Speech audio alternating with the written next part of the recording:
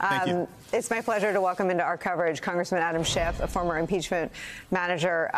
Congressman Schiff, I mean, there are echoes of the conduct that you investigated, of conduct that you would have seen and been concerned about as a member of the Intelligence Committee. Your first reaction to the 49-page indictment of the ex-president?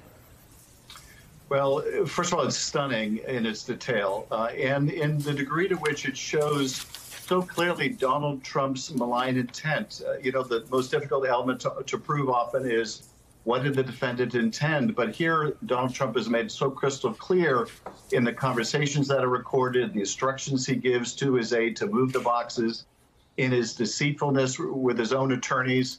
It's just so graphic. The other thing that leaps out at me is it's a historic decision to charge a former president, but here for the special counsel, it was not a difficult decision because the evidence laid out in this indictment is so powerful that I don't think special counsel had any choice but to go forward.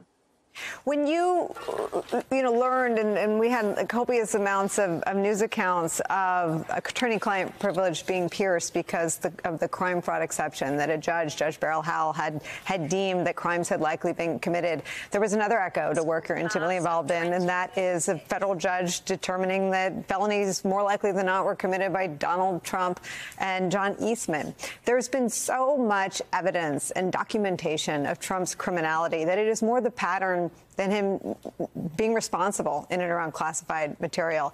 When you see Jack Smith underscoring the men and women who protect and preserve our national security by gathering intelligence information, do you think some of that is to wake the Republicans out of their zombie state of ignorance in ignoring things that some of them know very well to be true?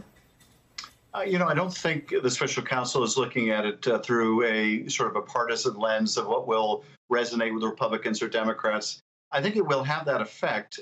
Certainly those of us that worked in the intelligence world, and of course I chaired the Intel Committee for many years, are stunned by the sensitivity of these documents, the fact that they included military plans in case we were attacked, our vulnerabilities, nuclear capacities of some of our adversaries, and that these were kept, in desk drawers, in unlocked rooms, on the stage, in some kind of a ballroom. It really is just staggering. But I think this is the way of special counsel in a speaking indictment, letting all the American people know that this isn't a paperwork violation. These are national secrets that present real national security risks to the country. Have they been shown to others or made available to others or been stolen? The president at Bedminster, kind of showing these off.